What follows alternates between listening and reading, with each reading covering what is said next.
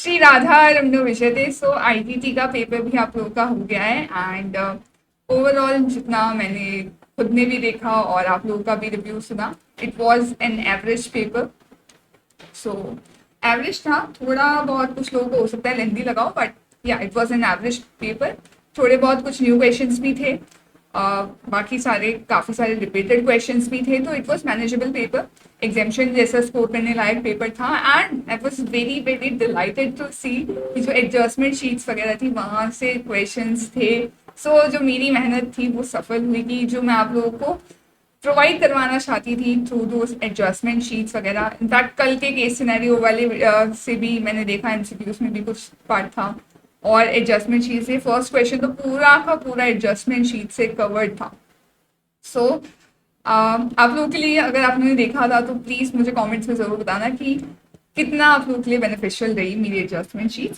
देखो जो first question था, इसमें इन्होंने बेसिकली बताया कि एक पर्सन है जो टैक्सेबल प्रोडक्ट भी दे रहा है, फिर ट्रक्स की हायरिंग की सर्विसेज भी देता है, फिर आरसीएम आउटवर्ड सप्लाई का जो मैंने बार बार चीख चीख के बोला था कि आरसीएम आउटवर्ड सप्लाई को एग्जाम सप्लाई की तरह ट्रीट करना होता है, वो वाला कॉन्सेप्ट यहाँ पे टेस्ट देखो इन्होंने कर ही दिया और भी कुछ और सप्लाईज प्रोवाइड करवाया है। तो पहला दे दिया कि आईजीएसटी पेमेंट पे एक्सपोर्ट है, फिर एक दे दिया कि एलयूटी वाला। तो मैंने अपनी एडजस्टमेंट शीट में भी इसी तरीके से कवर कर रखा था। अगर मैं आपको थोड़ा सा दिखा भी दूँ कि हमने एक्सपोर्ट वगैरह को स्पेसिफिकली मैंने हर चीज़ को बहुत प्रॉपरली कवर कर रखा था कि आप लोग सही से एडजस्टमेंट करके आओ कि अगर एलयूटी का निल इफेक्ट है तो उसको भी शो करके आना है, वो तक मैंने कवर कर रखा था।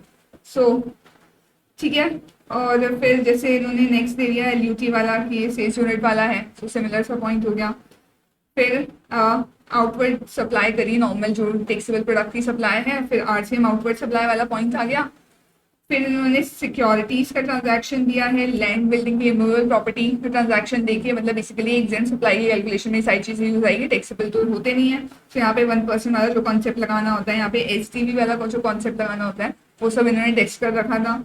फिर इन्होंने एक एग्जामेशन से रिलेटेड कॉन्सेप्ट भी यहाँ पे टेस्ट कर लिया कि बेसिकली जो जीटीए रहता है उसको आपने ट्रक्स हायर पे दिए हैं, सो उसके केस में एग्जामेशन रहती है, वो कॉन्सेप्ट यहाँ पे टेस्टेड था। फिर इंटरेस्ट वाला, ये तो बहुत बेसिक सा कॉन्सेप्ट रहता है जो एग्जामेशन का। और फिर ये कॉमन क्रेडिट दे दिया और एक ट्रांजैक्शन पे इन्होंने टैक्सेबल का पूरा आईटीसी दे दिया। और एक चीज बस यही थी कि ये 12% 18% आपको गलती नहीं करनी चाहिए थी और सारे ट्रांजैक्शन को इंटर स्टेट मानना है, ये इन्होंने एक अलग यहाँ पे कह रखा। और 86B का भी आपको इंप्लीकेशन यहाँ पे रखना था। सो दिस इज अनदर चीज जो आपको थोड़ी सी देखनी थी कि आप आईटीसी जब अवेल करो तो 99% वाला जो फॉर्मूला होता है वो आप अप्लाई करके आ जाओ।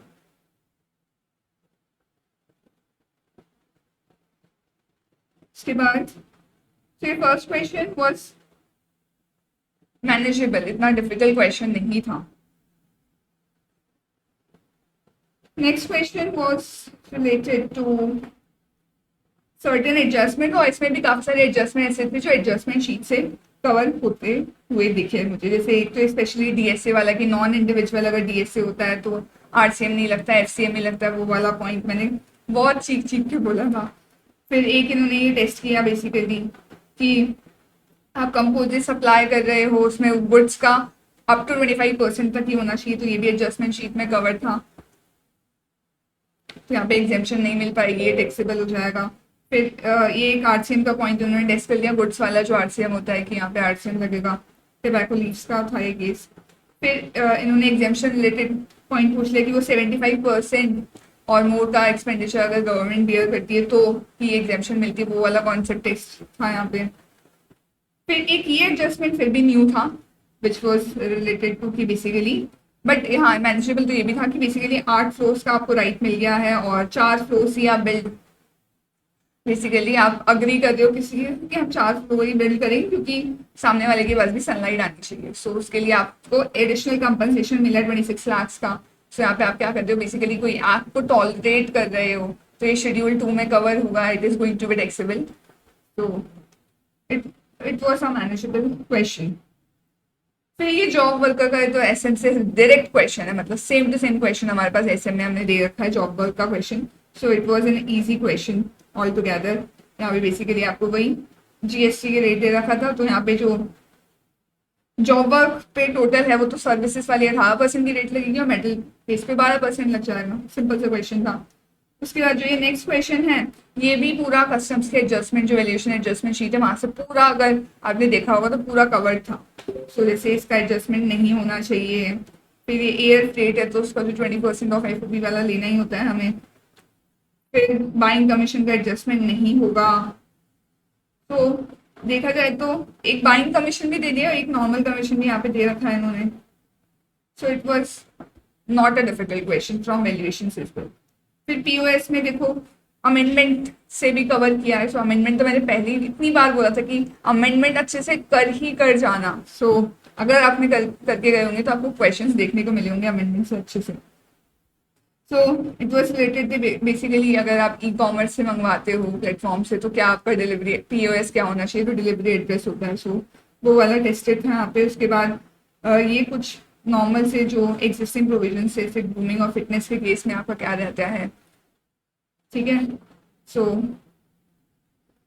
आई एम नॉट डिस्कसिंग आंसर्स, वैसे तो मैंने अंडरलाइन कर रखे वही आंसर्स है, ठीक है। फिर इंटीरियर डेकोरेशन का था, ये भी अमेंडमेंट नहीं था, नॉर्मल एग्जिस्टिंग कॉन्सेप्ट था उससे था। और फिर ये असेंबली आप जहाँ पे कर रहे हो उससे रिलेटेड यूएस का क्वेश्चन था। उसके बाद फिर ये अनादर अमेंडमेंट इन्होंने यहाँ पे पूछ रखा था which was related to DOT departments of telecommunication, जिसमें अप फ्रंट पेमेंट और डिफर्ड पेमेंट कॉन्सेप्ट जो हमने बहुत देख रखा है, आसान सा कॉन्सेप्ट।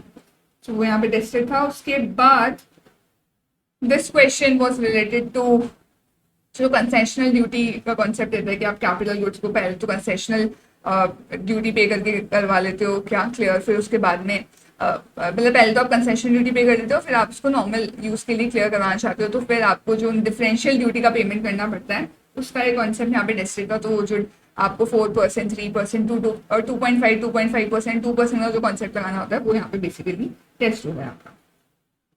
उसके बाद TDS GST के जो TDS का प्रोविजन था वहां से क्वेश्चन था। सो अगर आप देखोगे इन्होंने बहुत सारी चीजें सब कुछ टेस्ट कर रखी है एंड हमने भी ऐसे सिमिलर क्वेश्चन टेस्ट सीरीज में दे ही रखा था, तो मतलब डिफिकल्ट तो नहीं था ये क्वेश्चन कि इन्होंने जैसे टैक्सेबल प्लस एग्जाम का एक कॉम्बिनेशन बना के क्वेश्चन पूछ लिया कि बच्चे कंफ्यूज हो जाए। फिर एक सोसाइटी से रिलेटेड क्वेश्चन है। उसके बाद अगर आप देखोगे तो ये बेसिकली POS वगैरह का भी कॉन्सेप्ट टेस्ट कर रहे थे और कॉन्ट्रैक्ट वैल्यू और वैसेस जो पेमेंट है उसका वो भी टेस्ट कर रहे थे कि 2.5 लाख की लिमिट कहाँ लगानी है। और 2.5 लैक्स भी एग्जैक्ट पे होता है कि मोर देन पे होता है, वो भी टेस्ट कर लिया इन्होंने। और इंक्लूसिव एक्सक्लूसिव वाला कॉन्सेप्ट भी टेस्ट कर रखा है, अगर आप ध्यान दोगे यहाँ पे कभी यहाँ पे जैसे इंक्लूडिंग बोल रखा है। सो अगर थोड़ा सा सही से अगर आपने कॉन्सेप्चुअली चीज़ों को समझा दो तो it was a manageable question. फिर ये थोड़ा सा एक डिफरेंट क्वेश्चन था बट हाँ ये मतलब जब मैंने अगर वीडियो बनाया था तो उसमें तो मैंने तो काफ़ी अच्छे से बताया था कि एक सबसे मेन चीज़ यहीं पे होता है जहाँ पे GSTN वाइज कॉन्सेप्ट लगता है कि आप एक के लिए QRMP ऑप्ट कर सकते हो, दूसरे के लिए आप नॉर्मल मंथली रिटर्न फाइलिंग में जा सकते हो। तो ये वहाँ से कॉन्सेप्ट था। और फिर ये दूसरा वाला जो था ये थोड़ा सा हो सकता है कुछ लोगों को ट्रिकी लगाओ, बाकी तो वैसे तो इसमें इन्होंने बोला है कि भाई इको अगर इशू कर देता है डायनेमिक QR कोड तो सप्लायर्स को नहीं करना पड़ता क्या, which is a wrong thing.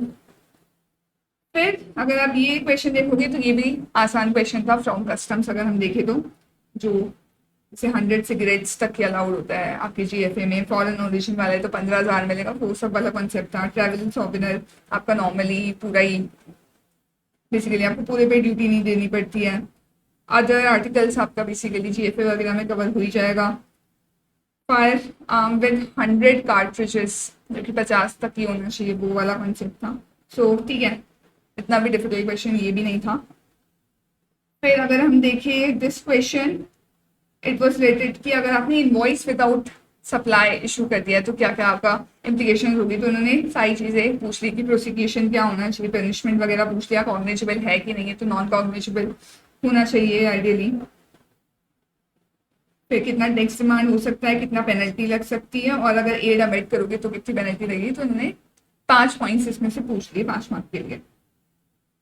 फिर अगर हम ये क्वेश्चन देखें तो it was about free deposit का कॉन्सेप्ट, उस पर इंटरेस्ट कितना लगेगा, पेलेट अथॉरिटी क्या होगी, तो सिमिलर टाइप चीज़ें हमने टेस्ट सीरीज में भी दे रखी थी वैसे तो it was not so difficult question देखा जाए तो।